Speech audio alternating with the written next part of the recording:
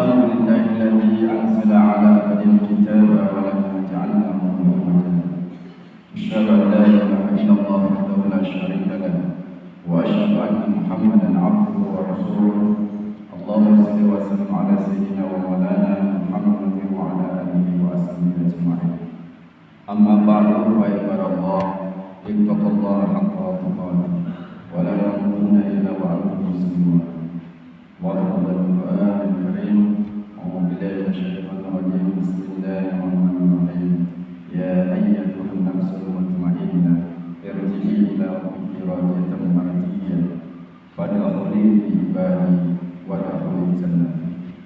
Masyaallah muslimin rahimakumullah. Pertama marilah kita bersyukur dan memuji Allah Subhanahu wa taala dengan rahmat dan hidayahnya kita masih diberikan nikmat iman dan Islam sehingga pada hari ini kita dapat menjalankan kewajiban kita berpuasa salat Jumat secara berjamaah. Semoga rangkaian ibadah kita mendapatkan pahala yang berlipat dan mendapatkan keridhaan dari Allah Subhanahu wa taala. Allahumma salawat serta salam yang kita sanjungkan kepada kepangkuan yang besar Muhammad sallallahu alaihi wasallam dan keluarganya serta para sahabat dan pengikut setia sampai akhir zaman. Sebagaimana khotbah mewasiatkan kepada kita, marilah kita meningkatkan iman dan takwa kita kepada Allah Subhanahu wa taala dengan sebenar dan takwa, melaksanakan segala apa yang diperintahkan Allah dan meninggalkan apa yang dilarangnya. Masyaallah muslimin rahimakumullah. Pada kesempatan khutbah kali ini kami akan menyampaikan tentang keajaiban Al-Quran atau teknologi di atas nuklir, teknologi Al-Quran yang kami sampaikan di sini dalam rangka kita masih masuk bulan Syawal. Bulan Syawal itu bulan peningkatan, tingkatan pemahaman kita tentang Al-Quran Karim. Tidak hanya kita baca, kita pahami, kita hafal-hafal, kita diskusikan, namun kita naikkan makom kita sampai ke tingkat teknologi Al-Quran. Jamaah semua rahimakumullah. Ada ungkapan dari guru mursyid kami yang mulia Syekh Ahmad Sefi Muda mengatakan bahwa di atas fisika itu ada metafisika. Secara spesifik menyebutkan bahwa teknologi atom dan nuklir tidak ada apa-apanya dibandingkan dengan namanya teknologi Al-Quran yang dahsyat, yang tak tertandingi. Kemudian beliau menguraikan bahwa selama ini kita umat Islam itu tertinggal jauh dalam segala bidang, termasuk dalam persenjataan dan lainnya, karena kita melupakan hal yang sangat pokok, warisan Nabi Muhammad SAW, yaitu Al-Quran Karim, yang hanya sampai kita ini pada tahap membaca, dipahami, kemudian ditafsirkan dan didiskusikan. Segala isi Al-Quran itu bisa kita diskusikan, kita bahas, namun bagian teknologinya ini tidak bisa kita lakukan karena ini merupakan bagian dari prakteknya. Masyaallah muslim rahimahullah. Fakta akan datang sekarang bahwa dunia ini baru saja kita dihebohkan dengan serangan Iran terhadap Tel Aviv, ibu kota Israel. Jadi Iran itu menggunakan rodal Fattah yang memiliki kecepatan 10.000 mil, itu setara dengan 16.000 km per jam. Artinya hanya butuh 11 menit rudal itu Iran sudah jatuh di Israel. Dan ini belum yang tercepat. Ada lagi RS-28 Sirmat yang disebut Saturn 2, misil Harib milik Rusia, memiliki kecepatan yang luar biasa, 25.500 km per jam. Hanya butuh waktu 5 menit rudal itu sampai ke Israel. Ada lagi Angkatan Lautan Cina, itu sedang menguji namanya coil gun, sejenis senjata elektromagnetik, proyektil yang berbobot besar 100 kg. Jadi hingga kecepatan 700 km per jam dalam waktu kurang lebih 0,5 detik. Ada lagi rudal balistik antar benua yang jangkauannya sampai 15.000 km yang jarak jauh. yang ini dianggap ancaman besar bagi Amerika Serikat dan sebagainya. Jamaah semua rahmatullah, ketika dunia begitu kagum dibuat oleh kemampuan manusia menciptakan berbagai senjata pemusnah massal yang luar biasa ini, baik dari segi daya ledaknya, kecepatannya maupun jangkauannya. Jamaah semua rahmatullah, lalu pernahkah kita berpikir senjata apa yang bisa untuk menangkis atau memadamkan senjata-senjata super canggih itu? Sudah pasti kalau Iron drone itu akan lumpuh. Sampai saat ini belum ada senjata penangkis rudal-rudal yang secepat itu.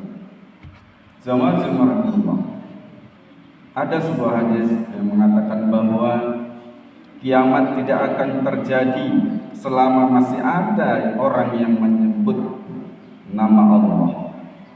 Jadi surat At-Tirmidzi, kiamat dalam sudut pandang apapun ujungnya adalah kehancuran besar.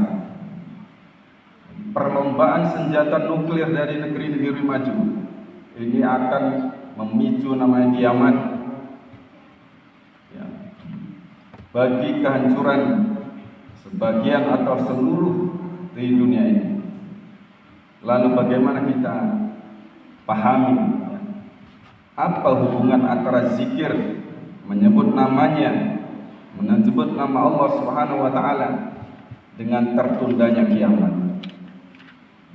Apa hubungan zikir yang tidak terjadinya perang, melumpuhkan senjata nuklir, hilangnya kemampuan rudal, atau hadis itu hanya kita pahami begitu saja?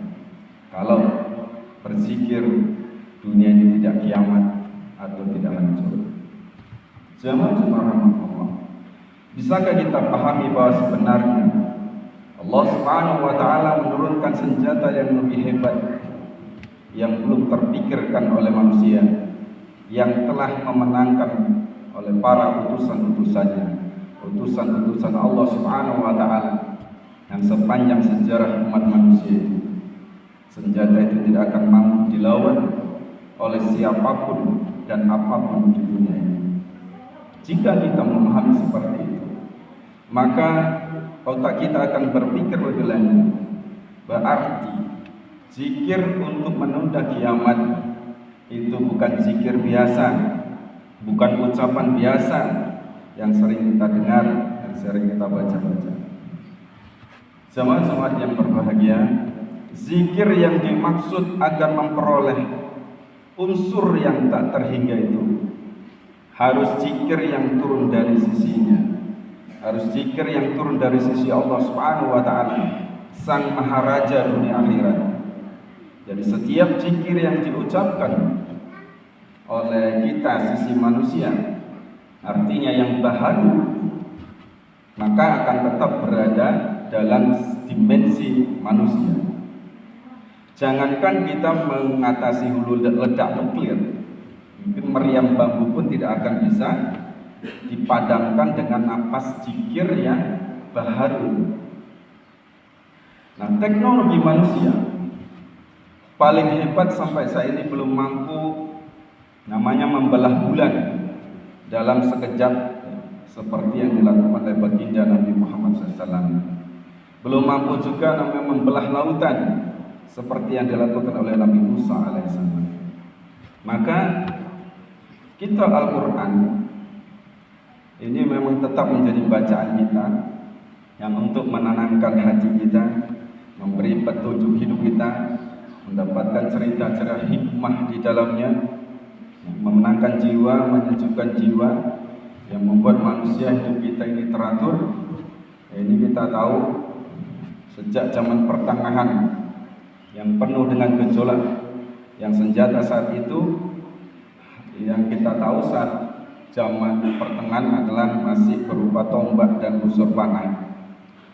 Namun ketika kita sebagai manusia memasuki abad ke-21 ini, yang super canggih ini, rasanya bacaan dan alunan yang menangkan jiwa itu sudah bisa tergantikan oleh berbagai hiburan di media sosial saat ini.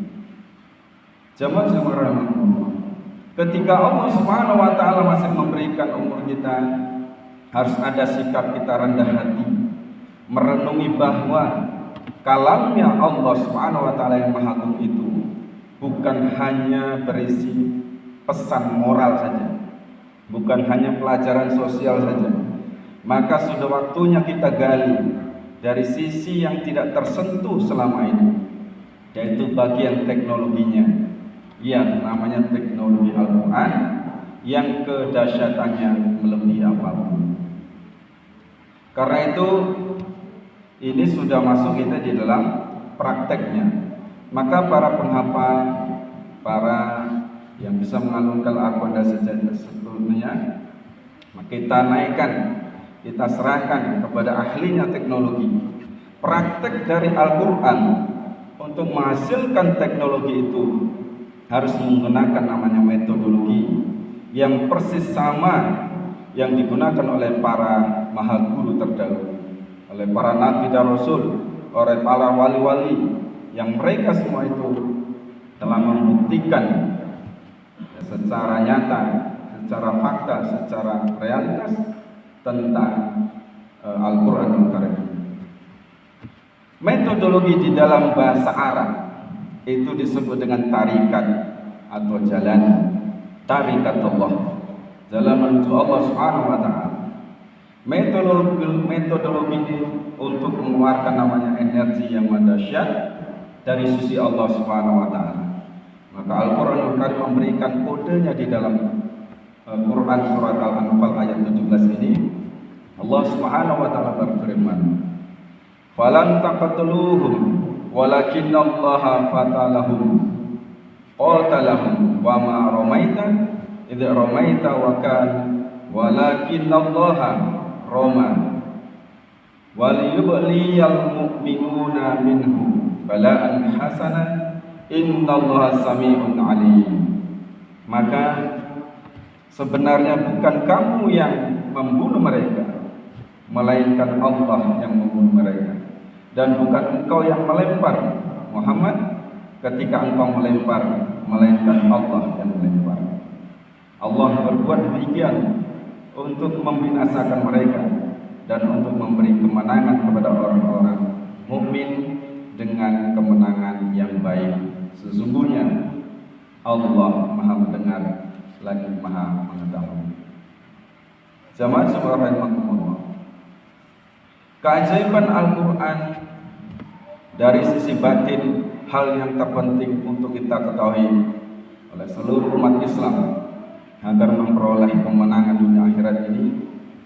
Keajaiban Al-Quran dari segi batin tentu saja hanya bisa diuraikan dengan namanya ilmu tasawuf, ilmu tarikat yang dipraktekkan lewat tarikat Allah atau metodologi yang tepat yang diwariskan oleh Nabi Muhammad SAW. Seluruh isi Al-Quran itu bersifat absolut, bersifat mutlak. Artinya apapun yang dikabarkan di dalam Al-Quran akan tetap bisa dibuktikan dan dipraktekkan sepanjang masa.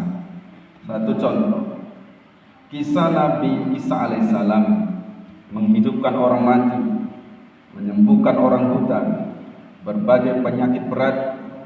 Itu bukan hanya sekedar kisah untuk kita ambil hikmahnya, akan tetapi sebuah tantangan bagi segenap manusia untuk meyakini bahwa Al-Quran bisa mengulang lagi di masa yang akan datang. Jamaah subhanallah, penyakit yang muncul di zaman Nabi Isa alaihissalam tentu saja mungkin tidak separah penyakit yang muncul di zaman modern ini.